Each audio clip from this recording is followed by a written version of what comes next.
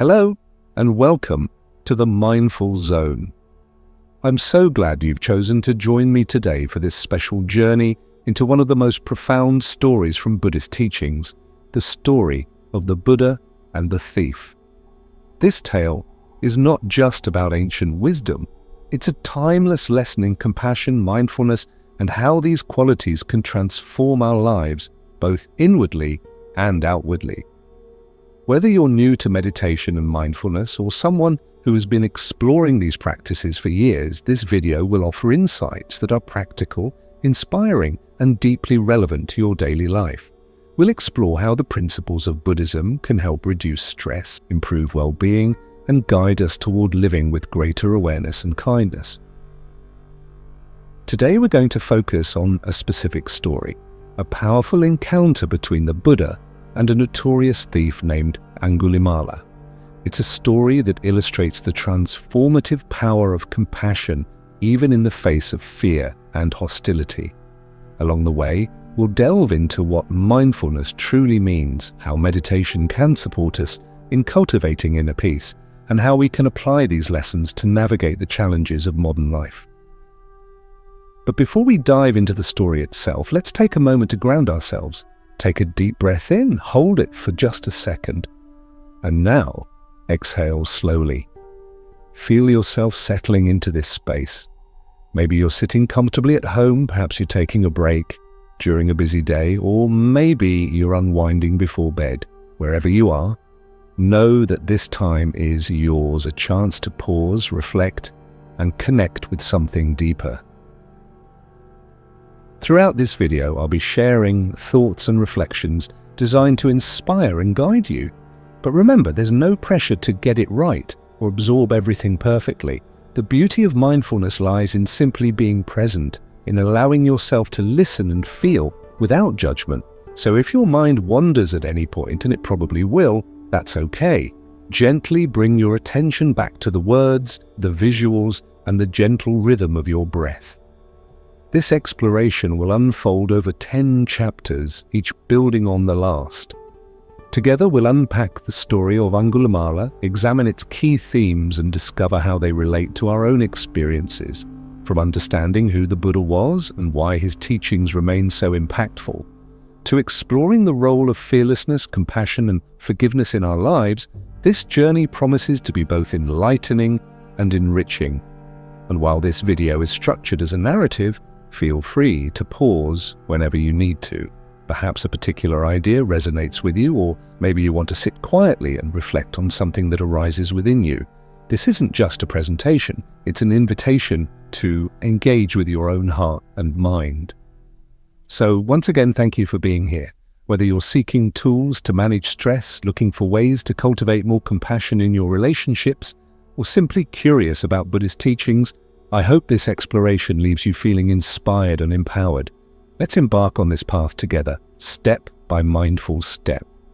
Take another deep breath, and let's begin. Chapter 1. Who was the Buddha? To truly understand the story of the Buddha and the thief, we must first delve into the life and teachings of the man at its center, Siddhartha Gautama, who would later become known as the Buddha. His journey is one of profound transformation, and it serves as the foundation for everything that follows in this exploration of compassion, mindfulness, and inner peace. Siddhartha was born over 2,500 years ago in what is now modern-day Nepal. He came into the world as a prince, destined for a life of luxury and privilege. His father, King Suddhodana, ruled the Shakya clan and wanted to shield his son from the harsh realities of existence, things like sickness, old age, and death. In an effort to protect him, the king built a magnificent palace surrounded by lush gardens and ensured that Siddhartha lived a life free from suffering. Servants attended to his every need, and he was given the finest education and training in arts, philosophy, and leadership. For many years, Siddhartha lived within the confines of this carefully constructed bubble. But despite his wealth and comfort, he couldn't shake a growing sense of unease. Something felt missing. though he couldn't quite put his finger on it.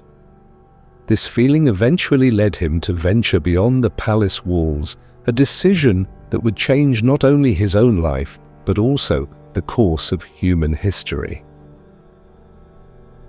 On these excursions outside the palace, Siddhartha encountered 4 pivotal sights that shattered his illusions about the nature of life. The first was an elderly man, bent and frail, struggling to walk. The second was a sick person racked with pain and unable to care for themselves. The third was a corpse being carried away for cremation. And finally, he met a wandering ascetic, a monk who had renounced worldly possessions in search of spiritual truth. These encounters left Siddhartha deeply shaken. For the first time, he realized that no amount of wealth or power could shield him or anyone from the inevitabilities of aging, illness, and death.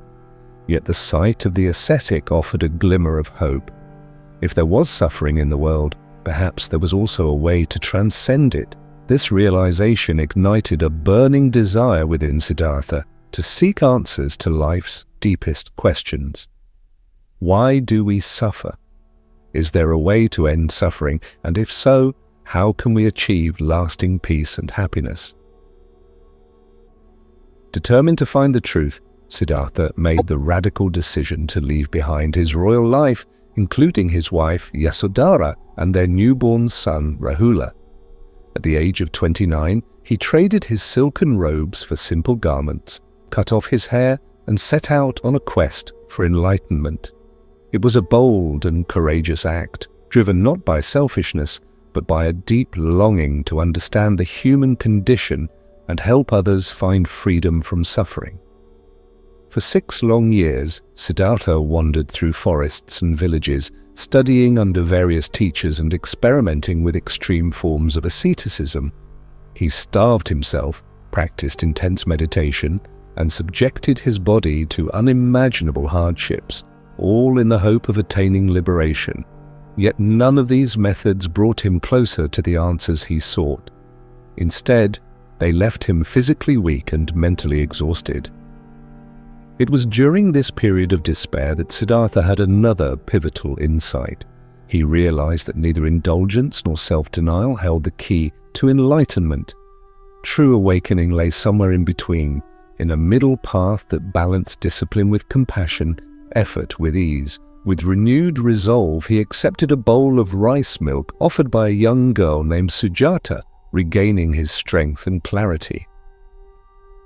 Siddhartha then traveled to a place called Bodh Gaya, where he sat beneath a fig tree, now known as the Bodhi tree, and vowed not to rise until he had uncovered the ultimate truth. For 7 days and nights he meditated deeply, facing countless distractions and temptations sent by Mara, the embodiment of doubt and fear. But Siddhartha remained steadfast, calling upon the earth itself as his witness. Finally, on the morning of the 8th day, he achieved enlightenment. In that moment, Siddhartha became the Buddha, the awakened one. He saw clearly the nature of reality, the interconnectedness of all beings, the impermanence of all things, and the root causes of suffering. He understood that suffering arises from craving, aversion, and ignorance, and that it can be ended through wisdom, ethical conduct, and mental discipline. These insights form the core of his teachings, which he summarized in the 4 Noble Truths and the Eightfold Path. The Buddha spent the next 45 years traveling across India, sharing his discoveries with anyone willing to listen. From kings and merchants to farmers and outcasts, people from all walks of life were drawn to his message of compassion, non-violence, and self-awareness. Unlike other spiritual leaders of his time, the Buddha didn't claim divine authority or demand blind obedience. Instead, he encouraged critical thinking and personal experience, famously saying, "Be a lamp unto yourselves." What makes the Buddha's story particularly relevant today is its universality. Despite living in a vastly different era, his teachings address timeless concerns. How do we cope with loss? How do we deal with anger, fear, or insecurity? How do we live meaningfully in a world filled with uncertainty? The Buddha's answer lies in cultivating mindfulness, the practice of paying attention to the present moment with openness and curiosity and compassion, the ability to see others suffering and respond with kindness. As we move forward in this video, keep in mind that the Buddha wasn't some distant, untouchable figure. He was a human being who faced real struggles and doubts, just like us. His journey shows us that awakening isn't reserved for saints or mystics. It's available to everyone, regardless of background or circumstances. All it takes is the willingness to look inward, to question our assumptions, and to embrace change. And this brings us back to the story of Angulimala, the notorious thief whose life intersected with the Buddha's in such a dramatic and transformative way. To understand the depth of their encounter, we need to appreciate the context of who the Buddha was. A teacher who embodied the very qualities he preached, a guide who walked the talk, and a beacon of hope in a world often clouded by fear and division. In the chapters ahead, we'll explore how the Buddha's example of fearless compassion played out in his meeting with Angulimala, and how we can apply those same principles to our own lives. But for now, let this introduction serve as a reminder that the path to peace begins with understanding, not just of others, but of ourselves. After all, the journey toward mindfulness and compassion starts right where you are, in this moment, with this breath. Chapter 2, The Story of Angulimala, the Thief. Now that we've laid the groundwork by exploring who the Buddha was and the essence of his teachings, let's turn our attention to one of the most compelling stories from his life, the tale of Angulimala, the infamous thief. This story is not only dramatic but also deeply symbolic, offering profound insights into the power of compassion, fearlessness, and transformation. Angulimala's name literally means finger necklace, and it refers to the gruesome garland he wore, a string of human fingers collected from the victims he had killed. According to legend, Angulimala was once a promising young man named Ahimsaka, born into a Brahmin family. He excelled in his studies and was admired for his intelligence and dedication. But fate took a dark turn when jealousy and manipulation entered his life. Ahimsaka's teacher at the university grew envious of his brilliance and feared that this talented student might surpass him. To eliminate the perceived threat, the teacher devised a sinister plan. He demanded that Ahimsaka prove his loyalty by bringing him 1,000 human fingers, one for each day of his apprenticeship, as payment for his education. Desperate to honor his teacher's wishes and believing it would secure his future, Ahimsaka reluctantly agreed. Thus began his descent into violence and terror. Over time, Ahimsaka became known as Angulimala, a ruthless killer who struck fear into the hearts of everyone he encountered. Villagers locked their doors at night, travelers avoided certain roads, and mothers warned their children about the man with the finger garland.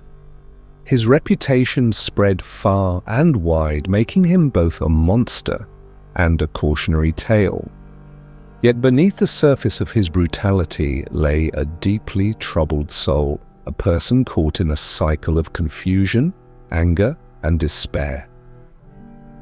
The people of the region pleaded with local authorities to stop Angulimala, but no one dared confront him directly. Even armed guards sent to capture him returned empty-handed, too frightened to face the notorious bandit. It seemed as though nothing could bring an end to his reign of terror until one fateful day when the Buddha appeared on the scene. Word of Angulimala's crimes had reached the Buddha, who was traveling through the area teaching the Dharma, the path to liberation from suffering. When the villagers heard that the Buddha intended to pass through the forest where Angulimala lurked, they begged him to reconsider. "Please don't go," they implored. "He'll kill you without hesitation." But the Buddha remained calm and resolute. With unwavering compassion, he assured them that he would be safe. What followed next is a testament to the transformative power of mindfulness and courage. As the Buddha walked alone along the forest path, Angulimala emerged from the shadows, brandishing a weapon and ready to strike. But instead of fleeing or fighting back, the Buddha stood still, radiating peace and presence. At first, Angulimala couldn't believe what he was seeing. Here was a lone traveler, unarmed and unafraid, standing before him as if completely at ease. Intrigued, and perhaps even unsettled by the Buddha's demeanor, Angulimala hesitated. For the first time in years, doubt crept into his mind. Why wasn't this man afraid? What kind of person could remain so composed in the face of death? Driven by curiosity, Angulimala approached the Buddha and demanded to know why he wasn't running away. The Buddha responded with words that would change everything. "I have already stopped, Angulimala. Now it is your turn to stop." These simple yet profound words carried layers of meaning. On one level, the Buddha was referring to Angulimala's literal actions. His killing spree needed to end. But on a deeper level, he was addressing the root cause of Angulimala's suffering, the endless cycle of craving, hatred, and ignorance that had driven him to commit such atrocities. The Buddha wasn't just asking Angulimala to cease his violent behavior. He was inviting him to pause, reflect, and break free from the patterns that had enslaved him. For a moment, Angulimala stood frozen, grappling with the weight of the Buddha's words. Something shifted inside him, a flicker of recognition, a spark of possibility. Could there really be another way to live? Was it possible to step off the destructive path he had been following for so long? In that pivotal instant, Angulimala made a choice to listen, to trust, and to surrender. Dropping his weapon, he fell to his knees and begged the Buddha to teach him how to stop. Moved by Angulimala's sincerity, the Buddha accepted him as a disciple and guided him toward a new way of being. Under the Buddha's tutelage, Angulimala embarked on a journey of self-discovery and redemption. He shaved his head, donned the robes of a monk, and committed himself to the practice of mindfulness and compassion. Over time, he transformed from a feared criminal into a devoted follower of the Dharma, dedicating his life to helping others rather than harming them. This remarkable turnaround teaches us several important lessons. First, it reminds us that no one is beyond redemption. No matter how lost or broken someone may seem, the potential for change always exists. Second, it highlights the extraordinary power of compassion. The Buddha didn't respond to Angulimala with anger or judgment. Instead, he met him with understanding and kindness. This act of radical empathy created the space for transformation to occur. Finally, the story underscores the importance of taking responsibility for our actions. While external circumstances and influences certainly played a role in shaping Angulimala's choices, the decision to change ultimately rested with him. By acknowledging his past mistakes and committing to a better future, he demonstrated the resilience of the human spirit. As we reflect on this story, consider how its themes resonate with your own life. Have there been moments when you felt trapped in negative patterns? Whether it's reacting impulsively to stress, holding on to grudges, or succumbing to self-doubt. Like Angulimala, we all have the capacity to pause, reassess, and choose a different path. And like the Buddha, we can extend compassion not only to others but also to ourselves, recognizing that growth often requires patience and perseverance. The encounter between the Buddha and Angulimala serves as a powerful reminder that true strength lies not in domination or aggression, but in vulnerability and connection. It challenges us to see beyond labels and appearances, to recognize the shared humanity in everyone, even those who seem irredeemable. In the chapters ahead, we'll delve deeper into the qualities that enabled the Buddha to respond with such grace and wisdom, qualities like fearlessness, mindfulness, and compassion. We'll explore how these attributes can help us navigate our own challenges and cultivate greater peace and fulfillment in our daily lives. But for now, let the story of Angulimala inspire you to embrace the possibility of change, not just in the world around you, but within yourself as well. Chapter 3: Fearlessness in the Face of Danger. The story of the Buddha and Angulimala is not just a tale of redemption, it's also a masterclass in fearlessness. When we think about courage, we often imagine bold acts of heroism, confronting danger head-on or standing up to injustice.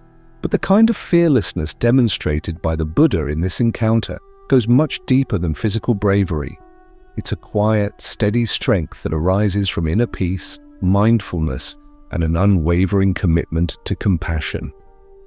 Let's revisit the moment when Angulimala emerged from the shadows, weapon in hand, ready to strike. Imagine yourself in the Buddha's position. You're alone on a forest path, miles away from help, facing a man whose reputation precedes him, a man who has killed countless people without hesitation. Most of us would react with panic, our fight or flight instincts kicking in. We might run for our lives, shout for assistance, or prepare to defend ourselves.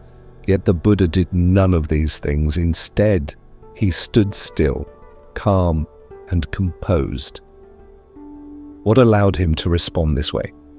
How could he remain so grounded in the face of such imminent danger?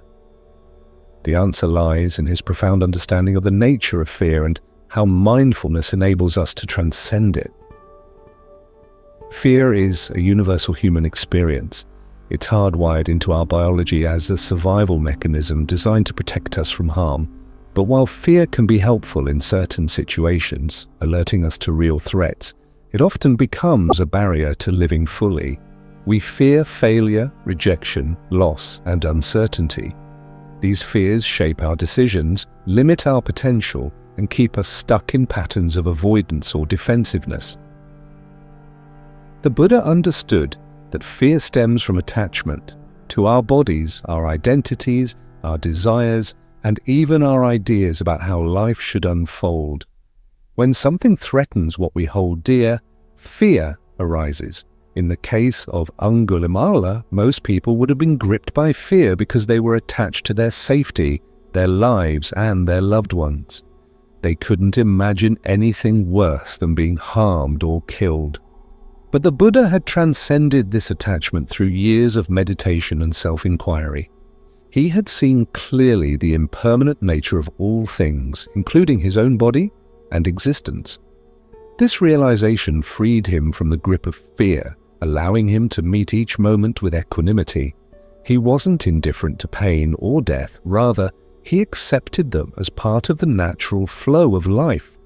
And because he wasn't clinging to the illusion of control, he could act with clarity and purpose, even in the most challenging circumstances.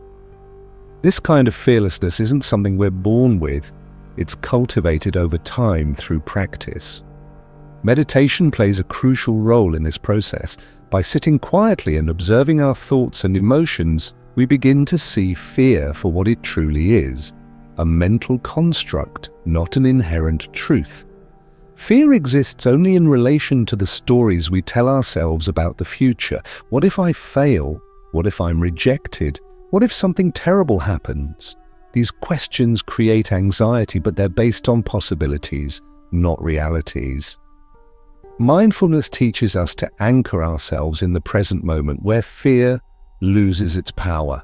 When we focus on what's happening right now, our breath, our surroundings, the sensations in our body, we realize that everything is okay in this instant. There's no danger lurking around the corner unless we project it there. This awareness creates a sense of stability and calm, even in the midst of chaos. Now let's apply this principle to the Buddha's encounter with Angulimala. Picture the scene again, a violent criminal advancing toward you intent on causing harm. Your mind races with worst-case scenarios. You imagine the pain, the struggle, the finality of death. These thoughts trigger a cascade of physiological responses. Your heart pounds, your muscles tense, and adrenaline floods your system. Fear takes over, clouding your judgment and narrowing your options. But the Buddha didn't allow his mind to spiral into catastrophic thinking. Instead, he stayed rooted in the present moment. He observed Angulimala without labeling him as dangerous or evil. He saw him simply as a suffering human being caught in a cycle of ignorance and pain. This perspective shifted the dynamic entirely. Rather than viewing Angulimala as a threat to be feared, the Buddha saw an opportunity to offer guidance and compassion. His fearlessness wasn't passive, it was active and intentional. It stemmed from a deep trust in the principles he had discovered through enlightenment, the interconnectedness of all beings and the transformative power of love and wisdom. Armed with this understanding, the Buddha chose to engage with Angulimala rather than retreat from him. He spoke words that pierced through layers of anger and hatred, planting seeds of reflection and change. This approach offers a powerful lesson for our own lives. How often do we react to challenges with fear or resistance? Whether it's a difficult conversation at work, a conflict in a relationship, or an unexpected setback, our default response is often to brace ourselves against the storm. We tighten up, push back, or try to escape. But what if we approached these situations differently? What if, like the Buddha, we leaned into the discomfort with openness and curiosity? Consider the last time you faced a situation that made you feel uneasy. Maybe it was speaking up for yourself when you felt wronged, confronting a personal weakness, or stepping outside your comfort zone to pursue a dream. Chances are fear played a role in shaping your response. Perhaps you hesitated, doubted yourself, or avoided taking action altogether. But what if you had paused instead? What if you had acknowledged the fear without letting it dictate your behavior? Fearlessness doesn't mean ignoring or suppressing fear. It means acknowledging it and choosing to move forward anyway. It's about recognizing that fear is just a temporary state, not a permanent condition. By staying present and connected to your values, you can navigate challenges with grace and resilience. Take a moment to reflect on the qualities that enabled the Buddha to embody fearlessness. First, he practiced mindfulness consistently, training his mind to stay focused and calm. Second, he cultivated compassion, not only for others, but also for himself. He didn't judge his fear or berate himself for feeling it. Instead, he observed it with kindness and understanding. Third, he relied on wisdom gained through introspection and experience. He knew that every moment presents an opportunity to choose between reacting unconsciously and responding consciously. These same tools are available to us today. Through meditation and mindfulness practices, we can develop greater awareness of our thoughts and emotions. By nurturing compassion, we can soften the edges of fear and open ourselves to new possibilities. And by seeking wisdom through reading, reflection, or guidance from mentors, we can deepen our understanding of life's complexities and uncertainties. Of course, cultivating fearlessness is easier said than done. It requires patience, discipline, and a willingness to embrace discomfort. But the rewards are immeasurable. When we learn to face our fears head-on, we unlock a reservoir of strength and confidence that extends far beyond any single challenge. We become more adaptable, more resilient, and more capable of navigating life's ups and downs with grace. Think about areas in your life where fear may be holding you back. Is it a fear of failure that keeps you from pursuing your goals? A fear of rejection that prevents you from forming meaningful connections? Or perhaps a fear of change that stops you from embracing new opportunities? Whatever form it takes, remember that fear is just a visitor. It doesn't define you. With practice and persistence, you can greet it with warmth and curiosity, transforming it from an obstacle into a teacher. As we continue exploring the story of the Buddha and Angulimala, keep the Buddha's example of fearlessness close to your heart. Let it inspire you to confront your own fears, not with aggression or avoidance, but with presence and compassion. Like the Buddha, you have the capacity to stand firm in the face of adversity, trusting that every challenge carries within it the seeds of growth and transformation. In the chapters ahead, we'll delve further into the themes of compassion, forgiveness, and mindfulness, examining how they intersect with fearlessness and contribute to a life of purpose and meaning. For now, take a moment to appreciate the courage it takes to simply show up, to be here, in this moment, willing to explore and evolve. That, in itself, is an act of fearlessness. Chapter 4. The Power of Compassion. Compassion is one of the most transformative forces in the universe, and nowhere is this more evident than in the story of the Buddha and Angulimala. It was compassion that allowed the Buddha to see beyond Angulimala's violent exterior and recognize the suffering within him. It was compassion that enabled him to respond with kindness instead of judgment, and it was compassion that ultimately led to Angulimala's redemption. But what exactly is compassion, and how can we harness its power in our own lives? At its core, compassion is the ability to see suffering, whether in ourselves or others, and feel moved to alleviate it. It's not just sympathy or pity, it's an active desire to help, coupled with a deep sense of connection and empathy. Compassion arises when we let go of separation, the illusion that we are fundamentally different from those around us, and embrace the truth of our shared humanity. The Buddha's response to Angulimala exemplifies this perfectly. When faced with a man who had caused immense harm, the Buddha didn't recoil in disgust or lash out in anger. Instead, he chose to engage with compassion. He saw Angulimala not as a monster, but as someone trapped in ignorance and pain, desperate for guidance and understanding. By addressing him with gentleness and respect, the Buddha created the conditions for transformation to occur. This kind of compassion requires courage. It asks us to step outside our comfort zones, to confront difficult emotions, and to extend ourselves toward others, even when it feels risky or uncomfortable. In many ways, compassion is the antidote to fear. Where fear divides us, compassion unites us. Where fear breeds hostility, compassion fosters healing. And where fear keeps us stuck, compassion opens doors to growth and change. But cultivating compassion isn't always easy. Our natural tendency is to protect ourselves, to avoid pain, shield ourselves from discomfort, and prioritize our own needs above all else. This self-centered orientation makes perfect sense from an evolutionary perspective. After all, survival depends on looking out for number one. Yet while self-preservation may have served our ancestors well, it often limits us in modern life. When we focus solely on ourselves, we miss opportunities to connect, contribute, and grow. Mindfulness plays a critical role in overcoming this tendency. Through mindfulness, we learn to observe our thoughts and emotions without immediately reacting to them. We notice when feelings like anger, resentment, or indifference arise, and instead of letting them dictate our actions, we pause and ask ourselves, what would compassion look like in this moment? How can I respond in a way that acknowledges both my needs and the needs of others? Let's consider some practical examples of how compassion manifests in everyday life. Imagine you're stuck in traffic, late for an important meeting, and another driver cuts you off. Your initial reaction might be frustration or irritation.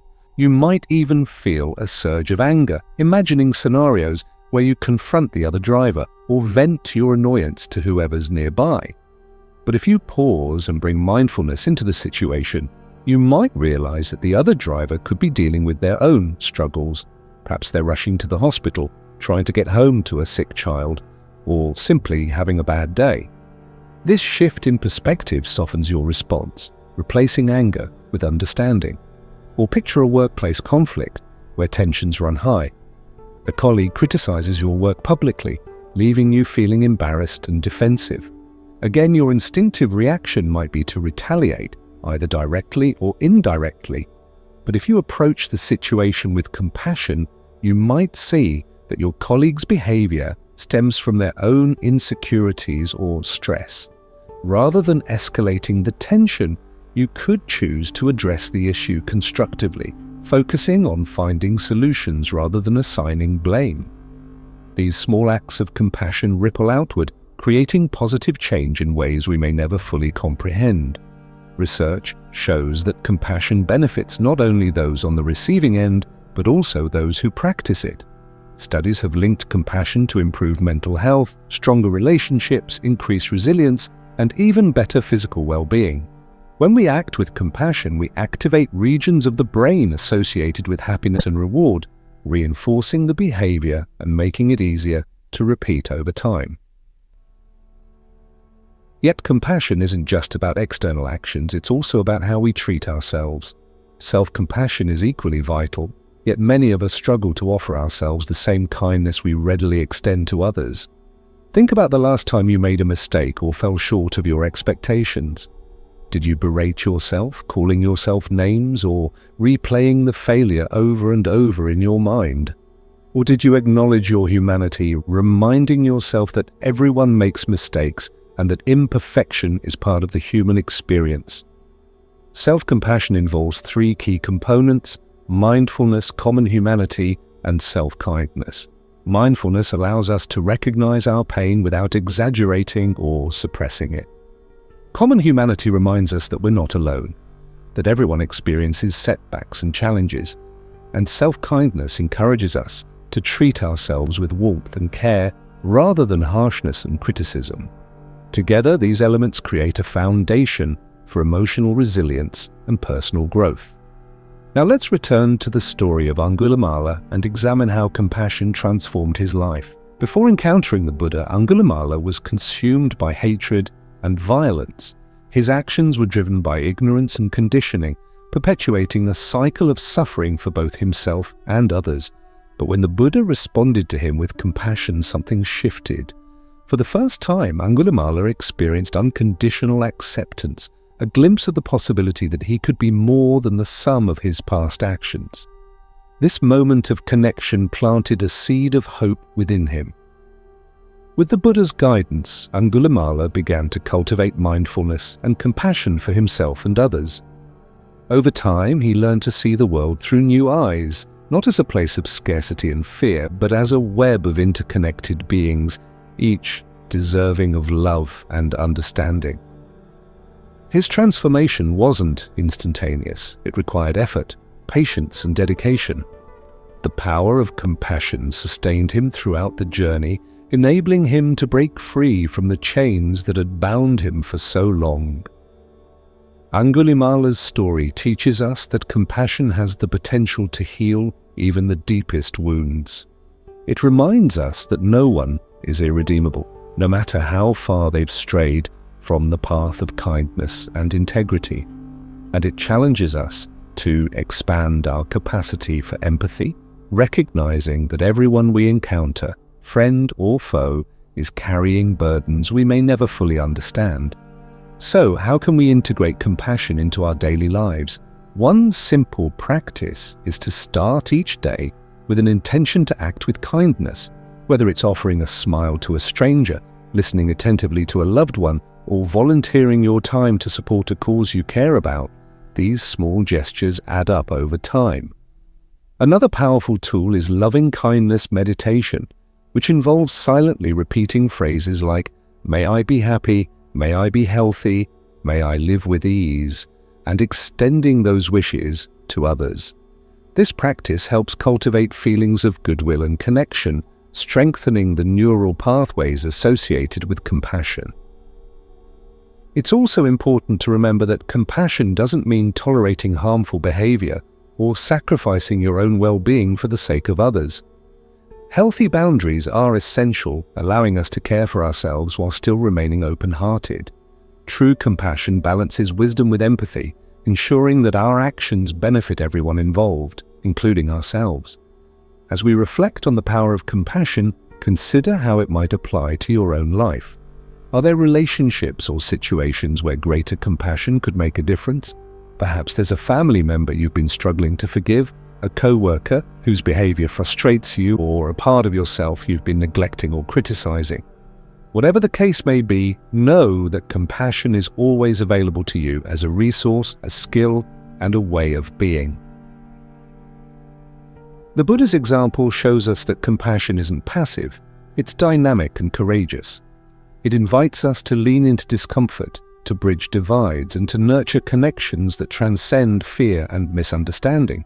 It calls us to see the world not as a battleground, but as a community, a tapestry woven together by threads of mutual care and concern. In the chapters ahead, we'll explore related themes like forgiveness, mindfulness, and building empathy in relationships. Each of these topics builds on the foundation of compassion, offering additional tools and insights for living a more meaningful and fulfilling life.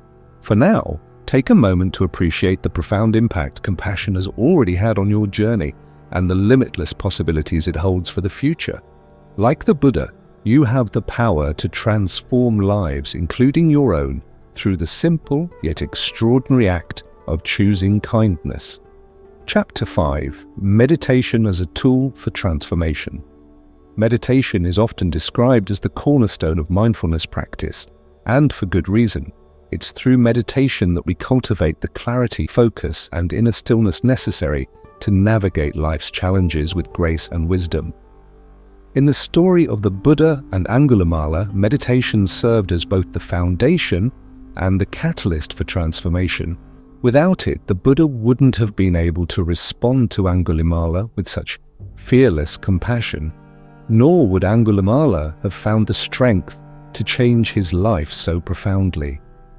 But what exactly is meditation and how does it work? At its essence, meditation is the practice of training the mind to be present. It involves focusing your attention on something, whether it's your breath, a mantra, bodily sensations, or even sounds, and gently bringing your awareness back whenever it wanders. This process might sound simple, but its effects are profound. Over time, meditation rewires the brain, fostering greater emotional regulation, resilience, and self-awareness. To understand why meditation is so transformative, let's break it down into its core components. First, there's concentration, the ability to direct and sustain your attention on a single point. When you meditate, you're essentially exercising this mental muscle, much like lifting weights at the gym strengthens your physical body. With regular practice, your capacity for focus expands, enabling you to stay centered even amid distractions or stress. Second, meditation cultivates mindfulness, the quality of being fully present and engaged with whatever is happening in the moment without judgment. Mindfulness allows us to observe our thoughts, emotions, and sensations as they arise, creating space between stimulus and response. Instead of reacting impulsively, we can pause, reflect, and choose how to act in alignment with our values. Finally, meditation fosters insight, the deeper understanding that arises when we quiet the noise of our minds and tune into the subtleties of experience. Through sustained practice, we begin to see patterns in our behavior, recognize habitual reactions, and uncover the root causes of suffering. This heightened awareness empowers us to make conscious choices rather than operating on autopilot. Now, let's explore how these elements come together to facilitate transformation. Using the story of the Buddha and Angulimala as a guide, the Buddha's encounter with Angulimala wasn't just a spontaneous act of kindness. It was the result of years spent honing his mind through meditation. By sitting under the Bodhi tree and delving deeply into the nature of reality, he gained insights that shaped his entire approach to life. He saw clearly the interconnectedness of all beings, the impermanence of all things, and the universal desire for happiness and freedom from suffering. These realizations informed every interaction he had, including his meeting with Angulimala. For Angulimala, meditation became a lifeline, a way to break free from destructive patterns that had defined his existence. Under the Buddha's guidance, he learned to sit quietly and observe his own mind, confronting the anger, shame, and confusion that had fueled his violent behavior. Through this process, he began to untangle the knots of conditioning that had bound him, gradually replacing hatred with compassion and ignorance with wisdom. The beauty of meditation lies in its accessibility. Unlike many spiritual practices, which require specific rituals, beliefs, or resources, meditation can be done by anyone, anywhere, at any time. All you need is a willingness to show up and pay attention. Yet despite its simplicity, meditation has the power to reshape not only individual lives, but also communities and societies. Imagine a world where more people practiced meditation regularly, where fear gave way to calm, division gave way to connection, and conflict gave way to cooperation. While this vision may seem idealistic, it's worth striving for, especially given the mounting evidence of meditation's benefits. Research has shown that meditation reduces stress, lowers blood pressure, improves sleep, enhances immune function, and boosts overall well-being. It also strengthens areas of the brain associated with attention, empathy, and decision-making, while shrinking regions linked to anxiety, depression, and fear. These physiological and neurological changes translate into tangible improvements in daily life, helping us manage difficulties more effectively and savor moments of joy more fully. So how do you begin a meditation practice? Start small. Commit to just 5 or 10 minutes a day, preferably at the same time and place, to build consistency. Find a comfortable position, whether sitting cross-legged on the floor, resting against a wall, or reclining in a chair, and close your eyes if it feels natural. Focus on your breath, feeling the sensation of air entering and leaving your nostrils. If your mind wanders, and it will, gently bring your attention back to your breath without judgment. That's it. There's no need to strive for perfection or expect immediate results. The key is to show up consistently and trust the process. Over time, you can experiment with different types of meditation to discover what resonates most with you. For example, mindfulness meditation emphasizes observing thoughts and sensations without attachment, while loving-kindness meditation focuses on cultivating feelings of goodwill toward yourself and others. Body scan meditation invites you to bring awareness to each part of your body, releasing tension and promoting relaxation. Guided meditations led by teachers or apps provide structure and support for beginners, while silent retreats offer opportunities for deeper exploration and immersion. Regardless of the form it takes, meditation teaches us to embrace the present moment with openness and curiosity. It reminds us that life unfolds one breath at a time, and that true peace comes not from controlling external circumstances, but from finding stillness within. The shift in perspective is particularly valuable in today's fast-paced, hyper-connected world, where distractions abound and burnout is rampant. Meditation offers a sanctuary, a refuge from the chaos, a chance to reconnect with ourselves and remember what truly matters. Let's return to the story of the Buddha and Angulimala to illustrate how meditation supports personal and collective transformation. Before encountering the Buddha, Angulimala lived in a state of constant agitation, driven by impulses he couldn't control. His actions were reactive, born out of fear, anger, and confusion. But once he began meditating, he started to create space between stimulus and response. Instead of lashing out automatically, he could pause and consider alternative ways of behaving. This newfound agency allowed him to take responsibility for his choices, paving the way for redemption. Similarly, the Buddha's meditation practice enabled him to remain calm and compassionate in the face of danger.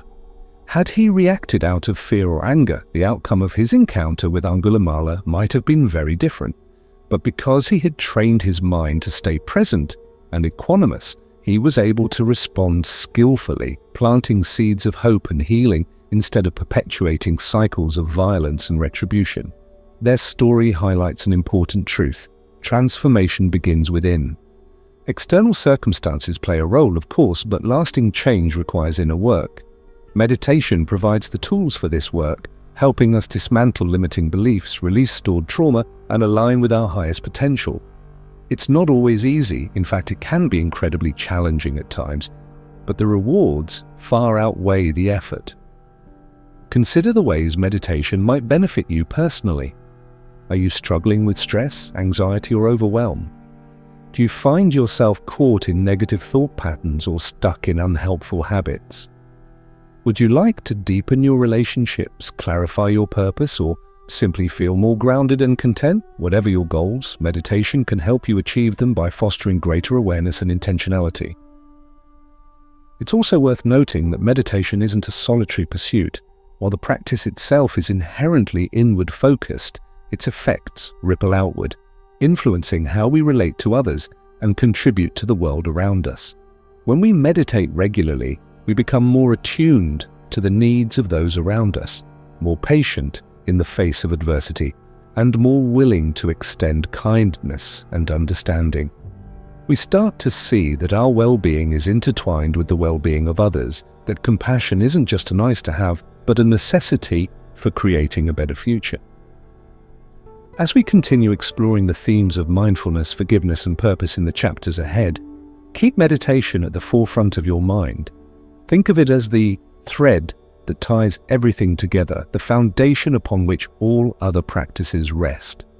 Whether you're seeking to reduce stress, improve your relationships, or live with greater authenticity, meditation will serve as your steadfast companion, guiding you step by step along the path to transformation. In closing this chapter, I invite you to reflect on your own relationship with meditation. Have you tried it before? If so, what was your experience like? Did you notice any shifts in your thoughts, emotions, or behaviors? If you haven't yet dipped your toes into this practice, consider giving it a try. Even a few minutes a day can make a difference, setting into motion a chain reaction of positive change that extends far beyond the cushion. Remember, meditation isn't about achieving some lofty state of enlightenment. It's about showing up again and again for yourself and for life. Like the Buddha and Angulimala, you have the power to transform your mind, your heart, and ultimately, your world. And meditation is the tool that makes it possible. Chapter 6. Mindfulness in Daily Life. Mindfulness isn't confined to meditation cushions or quiet retreats. It's a way of living that can be woven into the fabric of our daily lives. While meditation provides the foundation for cultivating mindfulness, the true power of this practice lies in how we apply it to everyday moments. In this chapter, we'll explore what mindfulness looks like in action, offering practical tips and insights to help you integrate it into your routine. By doing so, you'll discover how mindfulness can transform even the most mundane tasks into opportunities for presence, connection, and joy.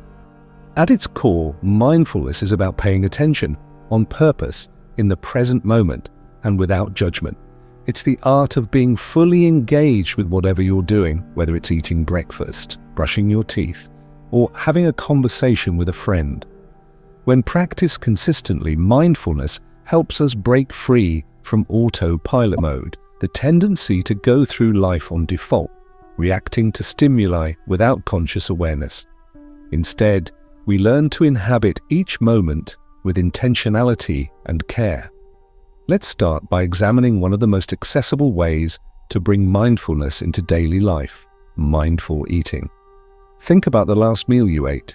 Were you fully present, savoring the flavors, textures, and aromas of your food?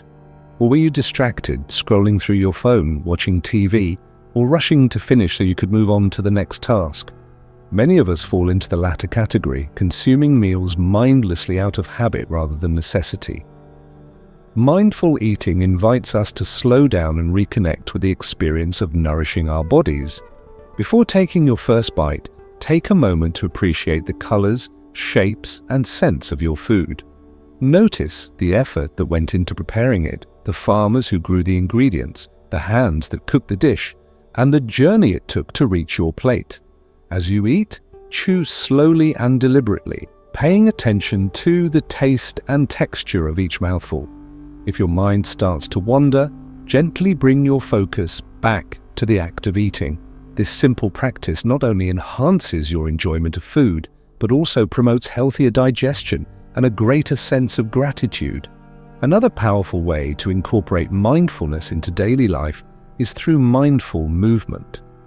Whether it's yoga, Tai Chi, or simply going for a walk, moving your body with awareness can have profound benefits for both your physical and mental well-being. Picture yourself strolling through a park or along a beach.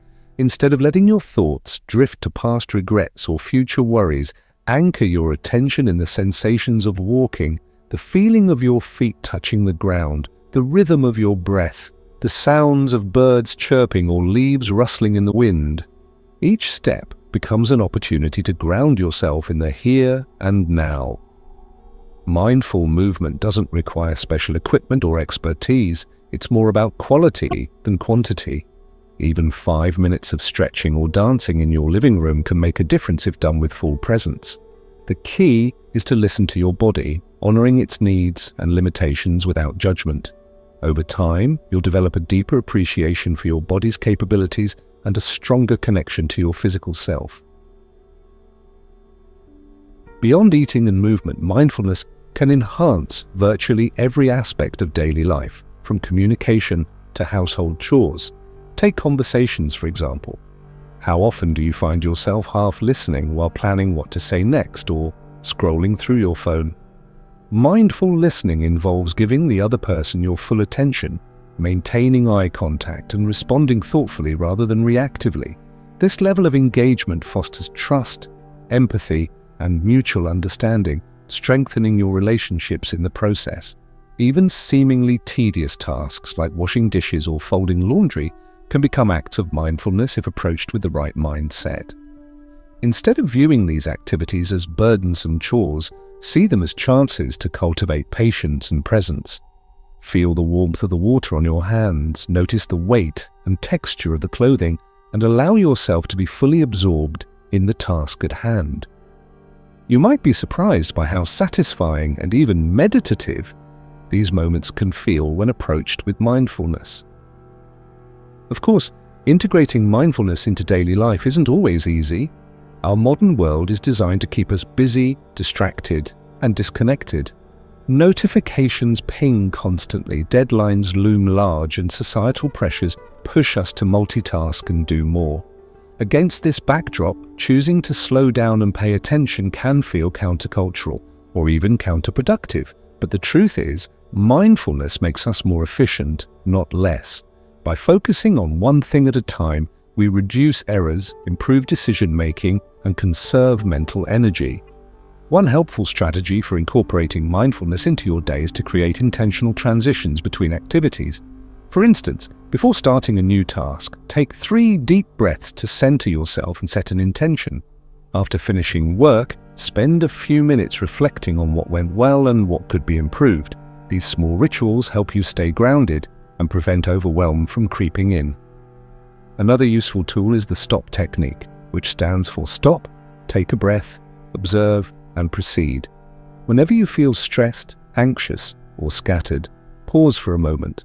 Close your eyes if possible, take a slow, deep breath, and observe what's happening inside and around you. Then proceed with clarity and purpose. This practice can be especially effective during challenging situations, helping you respond thoughtfully rather than react impulsively.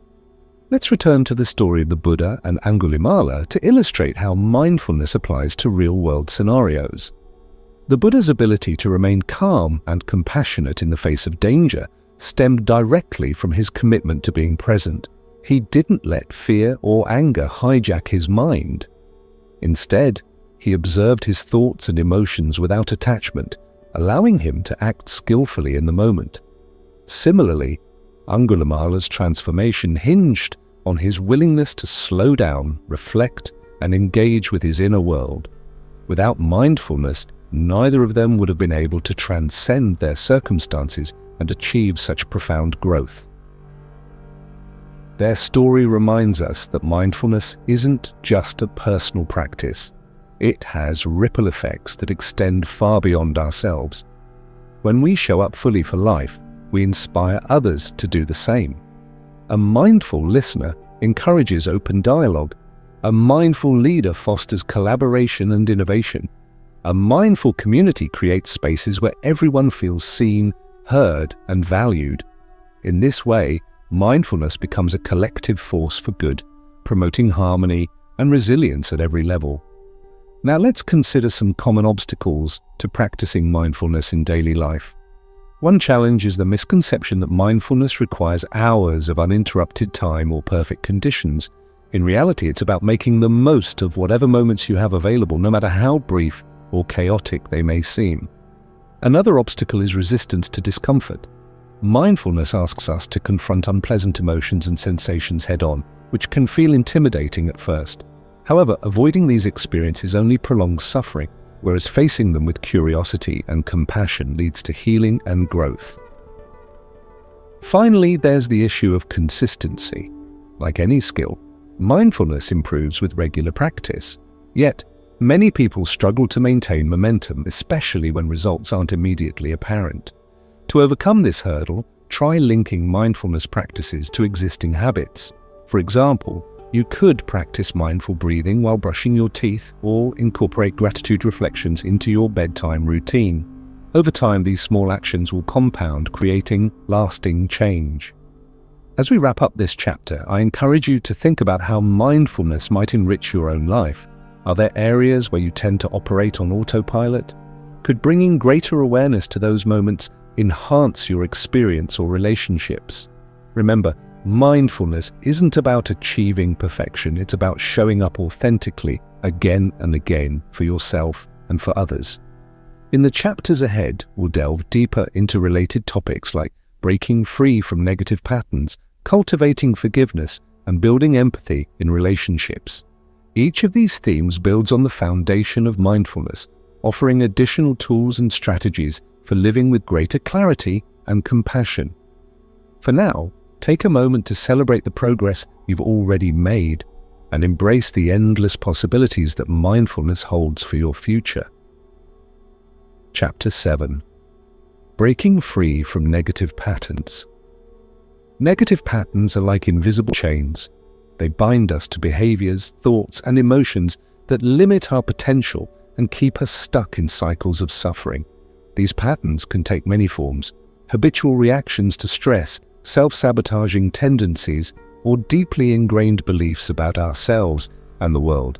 They often operate beneath the surface, shaping our lives without us even realizing it. Yet, as the story of Angulimala demonstrates, breaking free from these chains is not only possible but transformative. Angulimala's life before meeting the Buddha was defined by violence, fear, and ignorance, a perfect example of how negative patterns can spiral out of control. His decision to kill others stemmed from a combination of external pressures, his teacher's manipulation, and internal conditioning, his own insecurities and confusion. Once he began acting violently, the pattern reinforced itself. Each act of aggression hardened his heart, distanced him from society, and made it harder for him to imagine an alternative way of being. By the time the Buddha encountered him, Angulimala was trapped in a seemingly endless loop of destruction. But here's the remarkable thing. Despite years spent perpetuating harm, Angulimala managed to break free. How did he do it? The answer lies in awareness, the foundation of mindfulness, and the willingness to confront painful truths. With the Buddha's guidance, Angulimala learned to observe his own mind, recognizing the thoughts and emotions that fueled his violent behavior. He saw how anger masked deeper feelings of shame, fear, and unworthiness, and most importantly, he realized that he had the power to choose differently, to interrupt the cycle and create a new narrative for his life. This process of breaking free from negative patterns is universal. While few of us face challenges as extreme as Angulimala's, we all have habits and tendencies that hold us back. Maybe it's procrastination that keeps you from pursuing your dreams. Perhaps it's a tendency to criticize yourself harshly whenever you make a mistake. Or maybe it's recurring conflicts in your relationships driven by unresolved fears or insecurities. Whatever the case may be, understanding how these patterns form and how to dismantle them is key to living with greater freedom and fulfillment.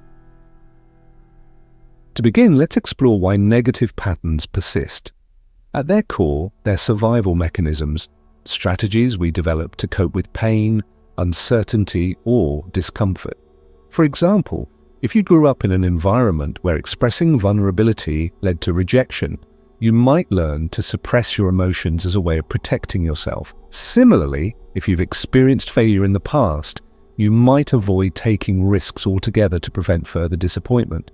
These strategies may have served a purpose at one point, but over time they become maladaptive, limiting your ability to grow and thrive.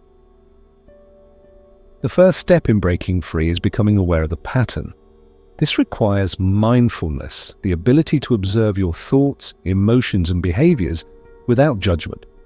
Often we act on autopilot, repeating familiar scripts without questioning their validity. But when we bring conscious attention to our actions, we start to notice the triggers, assumptions, and motivations behind them. Take procrastination, for instance. On the surface, it might seem like laziness or lack of discipline. But if you dig deeper, you'll likely find underlying fears: fear of failure, fear of success, or fear of judgment. Once you identify these fears, you can address them directly, rather than letting them dictate your behavior. Awareness alone isn't enough, though. To truly break free, you need tools and strategies to replace old habits with healthier ones. One powerful technique is reframing, the practice of shifting your perspective on a situation. Instead of viewing a challenge as insurmountable, ask yourself, what can I learn from this? How might this experience contribute to my growth? Reframing doesn't eliminate difficulties, but it changes how you relate to them, empowering you to respond with resilience rather than resignation. Another effective strategy is substitution, replacing a harmful habit with a constructive one. For example, if you tend to turn to social media during moments of boredom or anxiety, try substituting that behavior with something more nourishing, like journaling, stretching, or practicing deep breathing.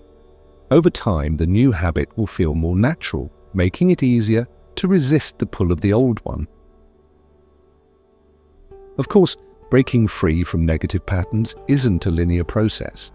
There will be setbacks along the way, moments when you fall back into old behaviors or doubt your ability to change. When this happens, it's important to approach yourself with compassion rather than criticism. Remember, transformation takes time, and every step forward, even the smallest ones, counts. Let's return to Angulimala's journey to see how these principles played out in his life. After renouncing violence and committing himself to the Dharma, Angulimala didn't instantly shed his past. He still carried the weight of his actions, both literally in the form of societal stigma and figuratively in the form of guilt and shame. But instead of allowing these burdens to define him, he chose to confront them head-on. Through meditation and reflection, he processed his pain, forgave himself, and gradually rebuilt his sense of identity. His transformation wasn't easy. It required courage, patience, and persistence. Yet each small victory reinforced his commitment to change. By consistently choosing compassion over cruelty, wisdom over ignorance, and presence over reactivity, he rewired his mind and created a new foundation for his life. This same process applies to us today. Whether we're trying to overcome addiction, heal from trauma, or simply break free from unhelpful habits, the path forward involves three key elements: awareness, action, and acceptance. Awareness helps us recognize the pattern. Action gives us the tools to disrupt it, and acceptance allows us to embrace imperfection as part of the journey. Together, these elements form a holistic approach to personal growth and liberation. Now let's consider some practical examples of how to apply these principles in daily life. Suppose you struggle with perfectionism, a common pattern that manifests as excessive self-criticism and fear of failure. Start by bringing mindfulness to your inner dialogue. Notice when critical thoughts arise and challenge them with kindness and curiosity. Ask yourself, would I speak to a friend this way? What evidence supports or contradicts this belief? Is there another way to interpret the situation? Next, experiment with the reframing. Instead of viewing mistakes as failures, see them as opportunities to learn and grow. Celebrate progress, no matter how small, and remind yourself that perfection is neither attainable nor desirable. True excellence comes not from avoiding errors, but from embracing vulnerability and effort. Finally, practice self-compassion. Treat yourself with the same care and understanding you would offer a loved one going through a tough time. Acknowledge your humanity, reminding yourself that everyone struggles and that imperfection is part of the shared human experience. Similarly, if you find yourself caught in cycles of conflict within your relationships, mindfulness can help you break the pattern. Pay attention to what triggers your reactions, whether it's feeling unheard, disrespected, or misunderstood. Then pause before responding. Take a few deep breaths, observe your emotions, and choose words that reflect your values rather than your impulses. Over time, this practice will strengthen your communication skills and deepen your connections. Breaking free from negative patterns also involves addressing systemic factors, external conditions that reinforce harmful behaviors. For example, if you're trying to reduce stress but work in a toxic environment, it may be necessary to set boundaries, seek support, or even consider changing jobs. Mindfulness teaches us to advocate for ourselves while remaining grounded and compassionate. Ultimately, the goal isn't to achieve a state of permanent happiness or flawlessness. It's to live authentically, embracing both the light and shadow within us. As the Buddha taught, suffering arises from attachment to fixed ideas about how things should be. When we let go of these attachments and meet life with openness and curiosity, we open ourselves to infinite possibilities. In closing this chapter, I invite you to reflect on the negative patterns in your own life. Are there behaviors or thought loops that consistently cause you pain or hold you back? If so, know that you have the power to change them. Not overnight, but incrementally, through consistent effort and self-compassion. Like Angulimala, you possess the strength and resilience needed to break free from the chains that bind you. As we move into the next chapters, which will explore forgiveness, empathy, and purpose, keep the lessons of this chapter close to your heart. Breaking free from negative patterns is foundational to living a mindful, meaningful life. It's the first step toward creating space for love, joy, and connection to flourish. So take a moment to honor your courage and commitment, and trust that every effort you make brings you closer to the freedom you seek. Chapter 8. Forgiveness and letting go. Forgiveness is one of the most profound acts of liberation we can undertake. It's not just about pardoning someone else for their wrongdoings. It's about freeing ourselves from the weight of resentment, anger, and bitterness that keeps us tethered to the past. In the story of the Buddha and Angulimala, forgiveness plays a central role. For Angulimala, it was essential to forgive himself for the atrocities he had committed in order to move forward. And for the villagers who feared him, learning to forgive, or at least accept, his transformation allowed healing to take root in their community. This chapter will explore the transformative power of forgiveness and how letting go can create space for peace, growth, and renewal in our lives. Forgiveness is often misunderstood. Many people assume it means excusing harmful behavior or pretending that pain never happened. But true forgiveness isn't about condoning injustice. It's about releasing the grip that past hurts have on our hearts and minds. When we hold on to grudges, we inadvertently punish ourselves more than anyone else.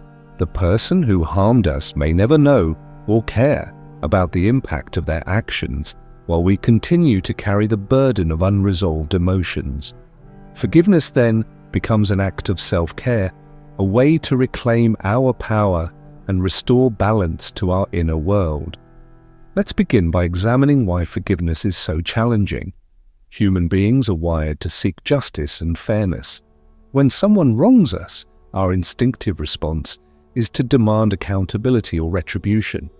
This desire for revenge can feel satisfying in the short term, but it rarely leads to lasting resolution. Instead, it perpetuates cycles of conflict and suffering, keeping us locked in a state of emotional turmoil.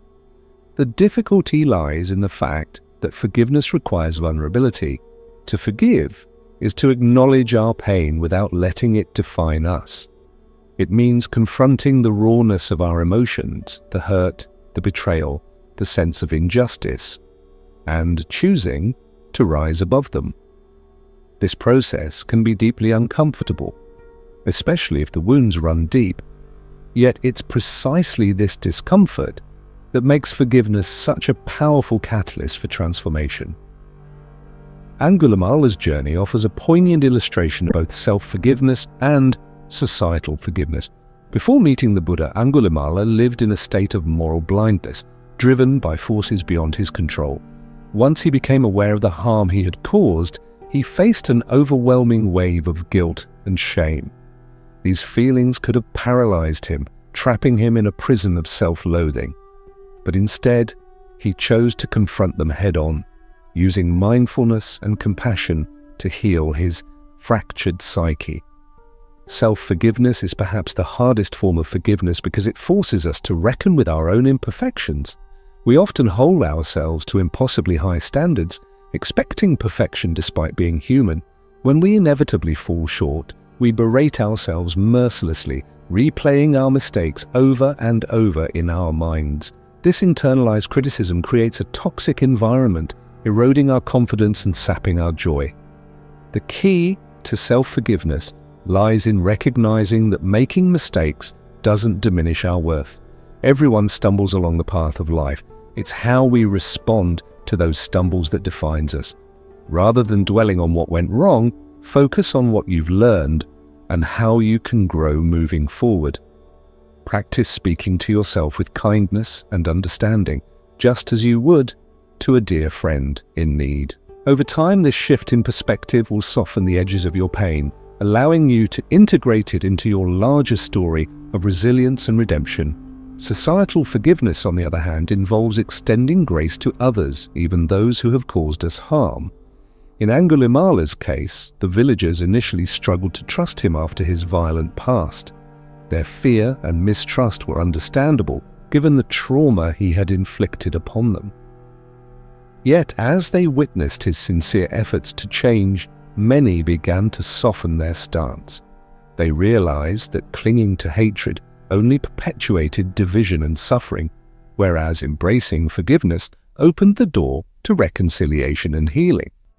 This dynamic highlights an important truth. Forgiveness benefits both the forgiver and the forgiven. By choosing to let go of resentment, we lighten our emotional load, creating space for love, connection, and possibility. Studies show that forgiveness reduces stress, improves mental health, and strengthens relationships.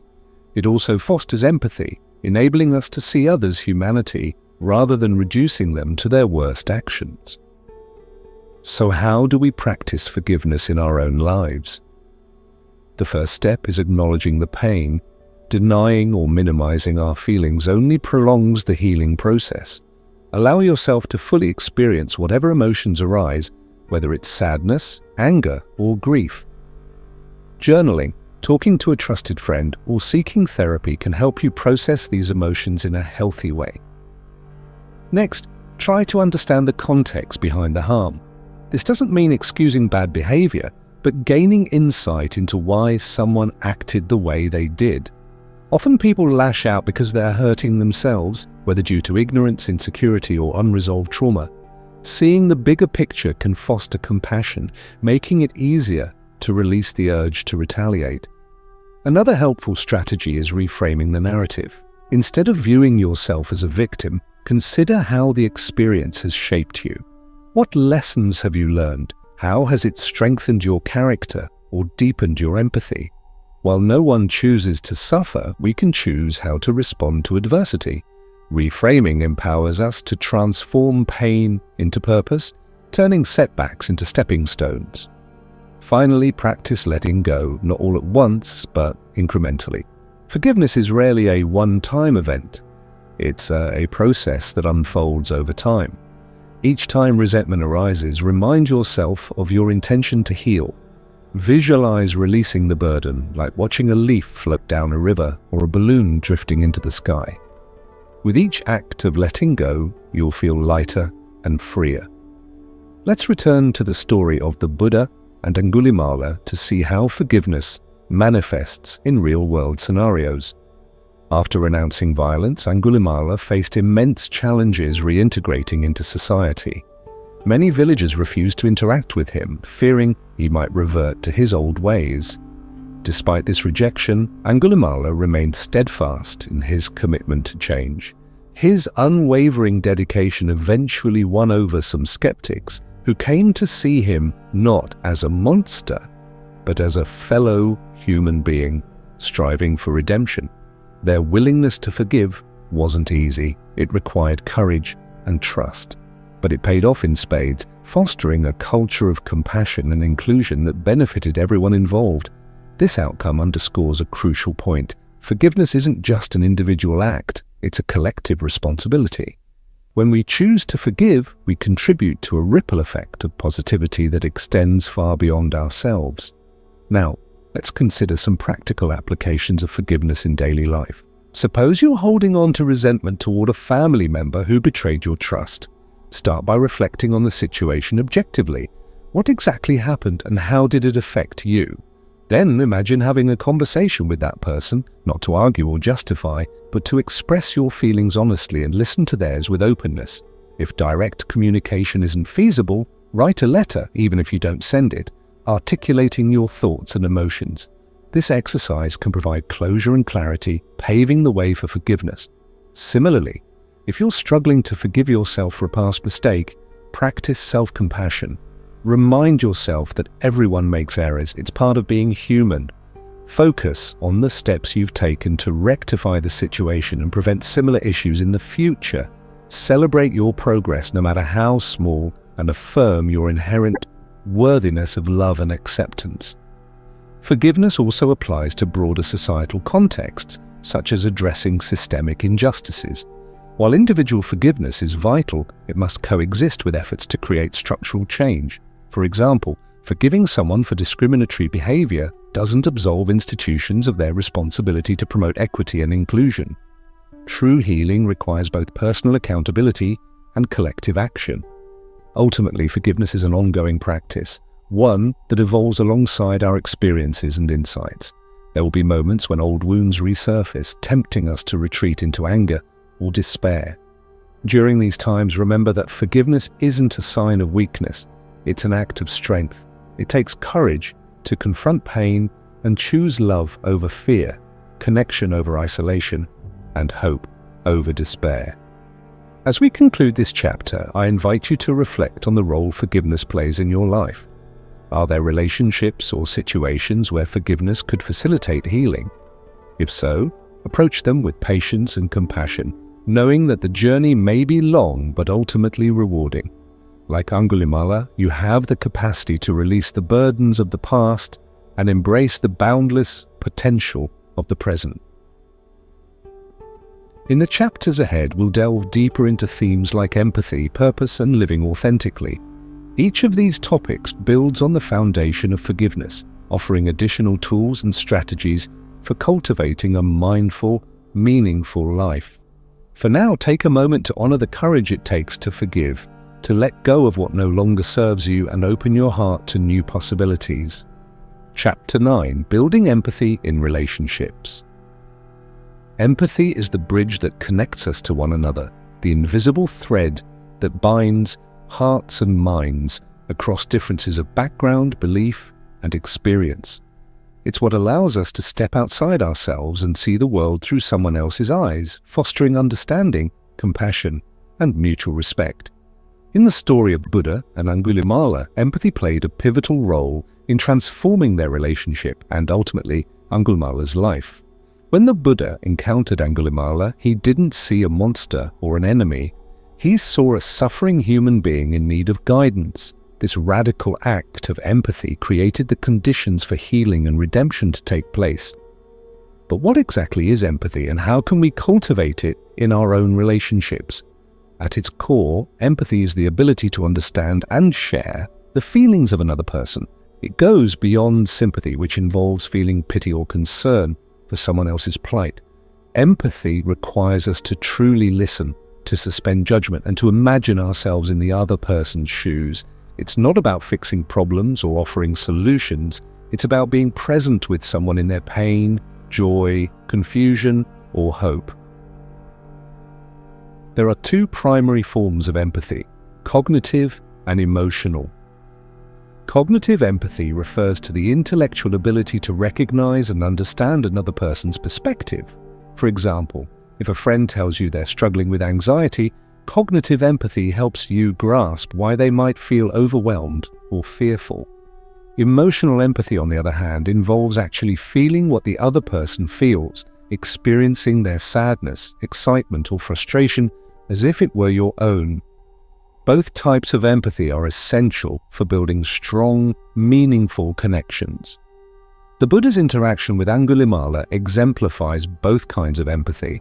On a cognitive level, the Buddha understood the societal and psychological factors that had led Angulimala to become violent. His teacher's manipulation, his own insecurity, and the isolation he experienced as an outcast. On an emotional level, the Buddha felt compassion for Angulimala's suffering, recognizing the pain and confusion beneath his hardened exterior.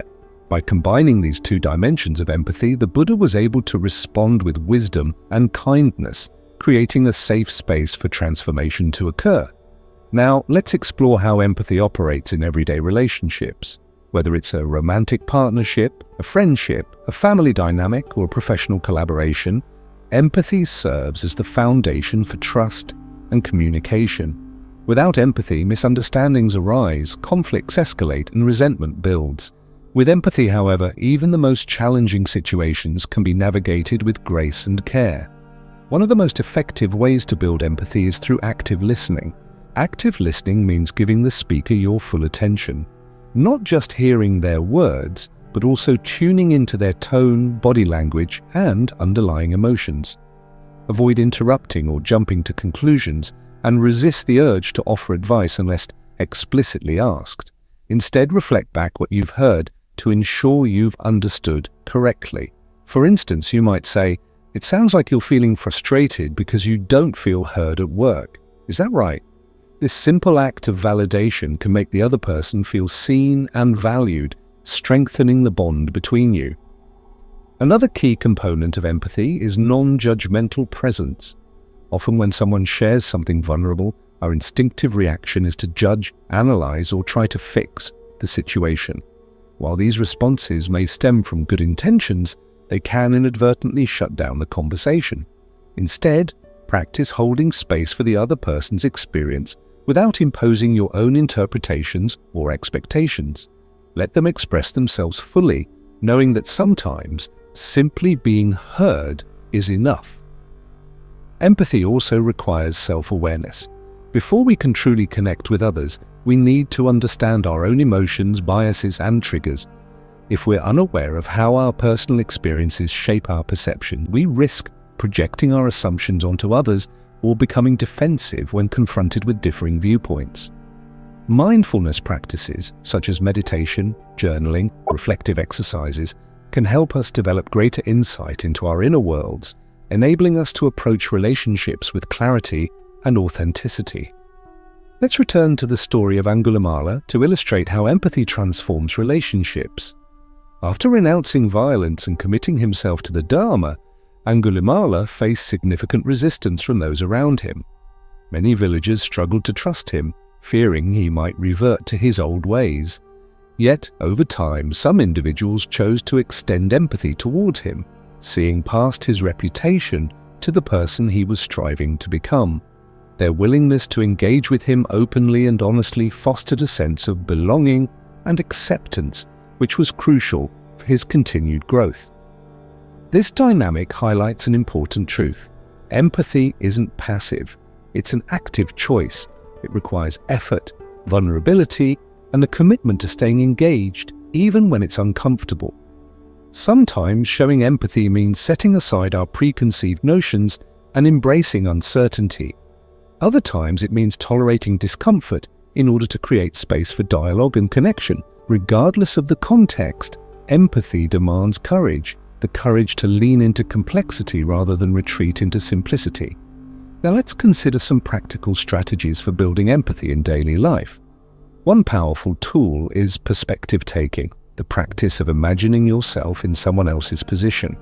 For example, if a coworker seems distant or irritable, instead of assuming they're upset with you, consider alternative explanations.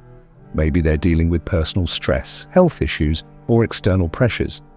By widening your lens, you can respond with greater sensitivity and patience. Another helpful technique is practicing gratitude for the people in your life. Reflect on the qualities you admire in your loved ones, their humor, resilience, generosity, or loyalty. Expressing appreciation not only strengthens your relationship, but also deepens your capacity for empathy by reminding you of the humanity shared by all beings. Empathy extends beyond individual interactions. It also plays a vital role in addressing larger social issues. In a world increasingly divided by politics, religion, race, and culture, empathy offers a pathway to unity and understanding. By seeking to comprehend the lived experiences of marginalized communities, we can challenge stereotypes, dismantle prejudices, and advocate for systemic change. This doesn't mean abandoning critical thinking or compromising our values. It means approaching differences with curiosity rather than hostility, and with humility rather than arrogance. Of course, cultivating empathy isn't always easy. It requires us to confront uncomfortable truths about ourselves and the world we live in. We may discover biases we didn't realize we had, or encounter perspectives that challenge our deeply held beliefs. But these moments of discomfort are precisely where growth occurs. Each time we push past our resistance and choose empathy over judgment, we expand our capacity for love and connection. Ultimately, empathy is a gift, not just to others, but to ourselves. When we open our hearts to the joys and sorrows of those around us, we enrich our own lives immeasurably. We learn to appreciate the beauty of diversity, the resilience of the human spirit, and the interconnectedness of all existence.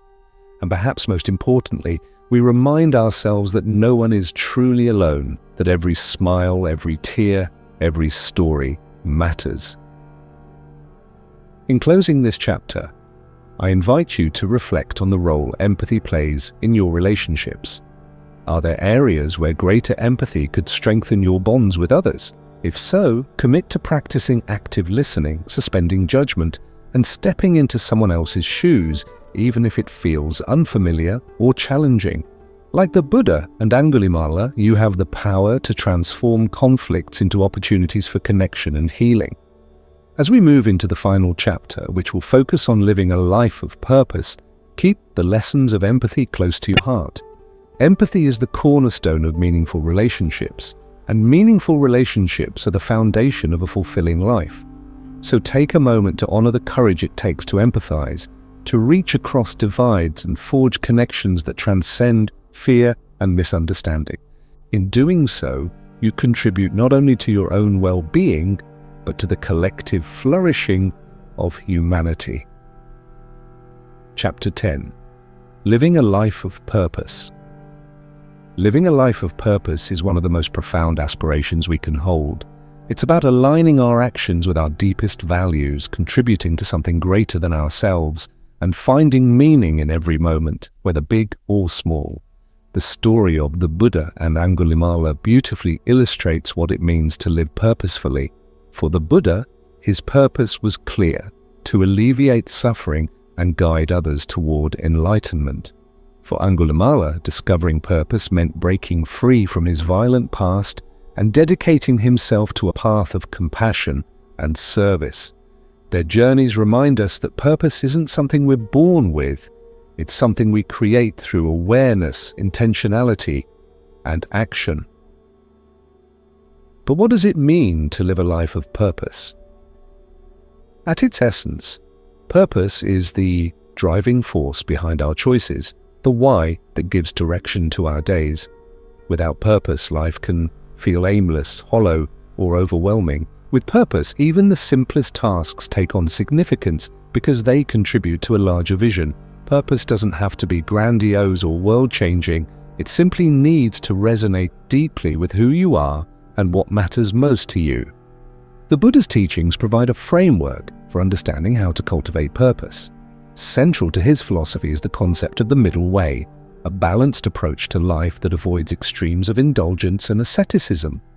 This principle applies not only to lifestyle choices, but also to how we define and pursue purpose.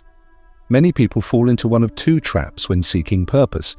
Either they chase external markers of success, wealth, status, recognition, at the expense of inner fulfillment, or they withdraw entirely, believing that purpose must involve self-sacrifice or detachment from worldly concerns. The middle way invites us to integrate both dimensions, to engage fully with life while remaining grounded in mindfulness and compassion. For Angulimala, living a life of purpose required a complete reinvention of his identity.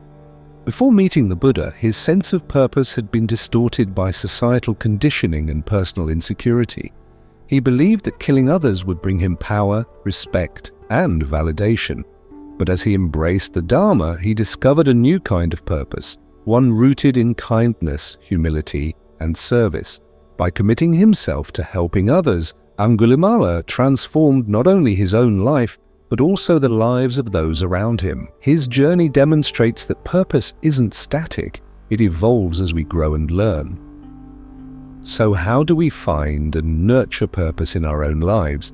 The first step is self-reflection.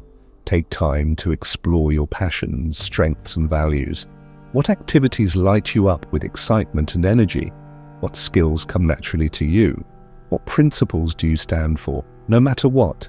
These questions can help clarify what truly matters to you and point you toward avenues for meaningful contribution. Journaling, meditation, or conversations with trusted friends can deepen this process, revealing insights you might otherwise overlook. Once you've identified potential sources of purpose, the next step is to set intentions. Intentions differ from goals in that they focus on the quality of your actions rather than specific outcomes. For example, instead of saying, "I want to make $1 million," you might set an intention to approach your work with integrity, creativity, and generosity. Intentions act as guiding stars, keeping you aligned with your values even when circumstances change. Living a life of purpose also involves embracing imperfection. Too often we delay pursuing our dreams because we fear failure or doubt our readiness. But purpose isn't about achieving perfection, it's about showing up authentically again and again for yourself and for others. Every effort counts, no matter how small. Whether it's volunteering at a local shelter, mentoring someone in need, or simply offering a kind word to a stranger, these acts accumulate over time, creating ripples of positive impact. Let's delve deeper into how mindfulness supports the pursuit of purpose. Mindfulness helps us stay present, ensuring that we don't get lost in regrets about the past or anxieties about the future. When we're fully engaged with the here and now, we can discern opportunities for meaningful action more clearly. For instance, if you're feeling stuck or uncertain about your next steps, practicing mindfulness can reveal subtle clues, moments of inspiration, patterns of behavior, or recurring themes that guide you forward. Mindfulness also fosters resilience, enabling us to navigate setbacks without losing sight of our larger vision. Purposeful living inevitably involves challenges, moments when our efforts seem futile or our progress stalls. During these times, mindfulness reminds us to breathe, recalibrate, and trust the process. Remember, transformation takes time, and every step forward contributes to the bigger picture. Another key aspect of living a life of purpose is cultivating gratitude. Gratitude shifts our focus from scarcity to abundance, helping us recognize the resources, relationships, and opportunities already available to us. When we appreciate what we have, we become more motivated to share it with others. This spirit of generosity amplifies our sense of purpose, reinforcing the connection between personal fulfillment and collective well-being. Now, let's return to the story of the Buddha and Angulimala to see how purpose manifests in real-world scenarios. For the Buddha, purpose wasn't just a philosophical ideal, it was a lived reality. Every teaching he shared, every encounter he had, reflected his commitment to alleviating suffering and promoting peace. His unwavering dedication inspired countless others to embark on their own journeys of awakening. Similarly, Angulimala's transformation exemplifies how purpose empowers us to transcend limitations and redefine our identities. After renouncing violence, he dedicated himself to serving others, using his experiences as a source of wisdom and inspiration. His presence reminded those around him that redemption is always possible, that no matter how far we stray from the path, we can choose to turn back and walk toward the light. Their stories highlight an important truth. Purpose isn't about escaping difficulties or achieving eternal happiness. Life will always include pain, loss, and uncertainty. But when we anchor ourselves in purpose, we gain the strength to face these challenges with grace and courage. Purpose gives us a reason to keep going even when the road feels steep and treacherous. In practical terms, living a life of purpose requires balancing introspection with action. While reflection is essential for clarifying your values and intentions, it's equally important to translate those insights into tangible steps. Start small. If your purpose involves environmental sustainability, begin by reducing waste in your daily routine. If it revolves around fostering community, reach out to neighbors or colleagues to collaborate on projects. Over time, these incremental efforts will compound, leading to significant change. It's also crucial to remain flexible. As we grow and evolve, our understanding of purpose may shift. What felt meaningful 5 years ago might no longer resonate today, and that's okay. Embrace the fluidity of purpose, trusting that each phase of your journey contributes to your overall growth. Ultimately, living a life of purpose is about creating harmony between your inner world and outer reality. It's about acting in alignment with your highest ideals while remaining open to learning and adaptation. When we live this way, we experience a profound sense of coherence, a feeling that everything we do has meaning and value. As we conclude this chapter, I invite you to reflect on your own sense of purpose. What drives you? What legacy do you want to leave behind? How can you infuse your daily life with greater intentionality and meaning? Remember, purpose isn't reserved for extraordinary individuals. It's accessible to everyone, including you. Like the Buddha and Angulimala, you have the capacity to shape your destiny and make a difference in the world.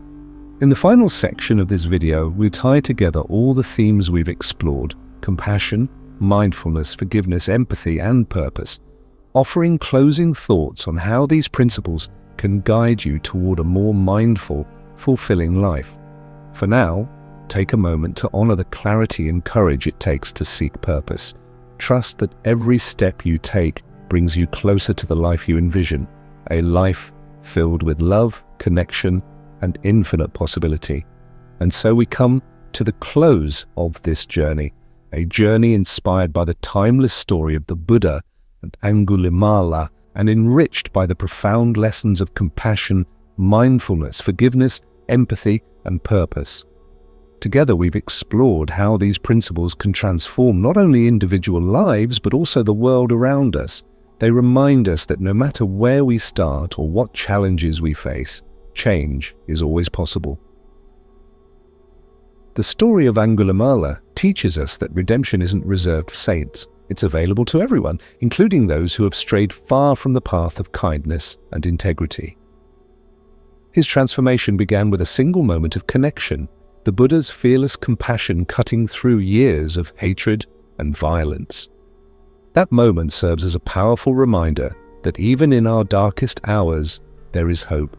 There is always an opportunity to pause, reflect, and choose a different way forward. Compassion lies at the heart of this transformation. It's not just about feeling sorry for others, it's about seeing their suffering and our own with clear eyes and responding with love. When we extend compassion to ourselves and others, we break down walls of separation and build bridges of understanding. We realize that we're all interconnected, sharing the same desires for happiness, peace, and freedom from suffering. And mindfulness amplifies this realization by grounding us in the present moment. Through meditation and awareness practices, we learn to navigate life's ups and downs with grace and resilience. We discover that true strength doesn't come from avoiding pain, but from facing it with openness and curiosity. Mindfulness helps us see patterns that no longer serve us, empowering us to let go of resentment, fear, and self-doubt. Forgiveness plays a crucial role in this process. By releasing the burdens of the past, we create space for healing and renewal. Forgiveness isn't about forgetting or excusing harm, it's about freeing ourselves from the grip of anger and bitterness. Whether we're forgiving others or ourselves, the act of letting go allows us to move forward with lightness and clarity. Empathy deepens our connections with those around us.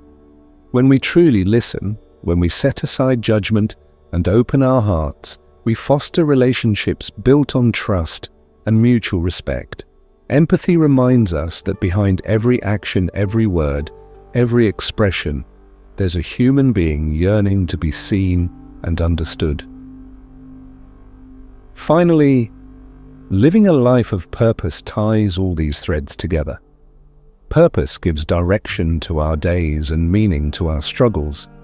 It invites us to contribute to something greater than ourselves, whether through acts of service, creative expression, or simply showing up fully for the people in our lives. Purpose reminds us that every moment matters, that even the smallest gestures can ripple outward, touching countless lives. As you carry these lessons into your daily life, remember that mindfulness isn't a destination, it's a practice. It's something we return to again and again, especially during moments of difficulty or doubt. You don't need to overhaul your entire existence overnight. Start small, take one mindful breath, offer one kind word, extend one gesture of compassion. Over time, these tiny seeds will grow into a garden of peace and fulfillment. I want to thank you for joining me today on the Mindful Zone. If this exploration resonated with you, I encourage you to revisit these chapters whenever you need guidance or inspiration. Share them with friends, family, or anyone seeking tools to navigate life's complexities with greater ease and joy. And if you haven't already, please consider subscribing to the channel. We'll continue exploring ways to cultivate mindfulness, compassion, and purpose in future videos. Before we part ways, take a moment to sit quietly and reflect. Feel the rhythm of your breath. Notice the sensations in your body. Allow yourself to appreciate the beauty of simply being here in this moment, alive and aware. This is mindfulness. This is presence. This is the foundation of a meaningful life. Until next time, may your days be filled with calm, clarity, and compassion. May you walk the path of mindfulness with courage and curiosity. And may you always remember that you have within you the power to transform, not just your own life, but the lives of those around you. Thank you for being here. Namaste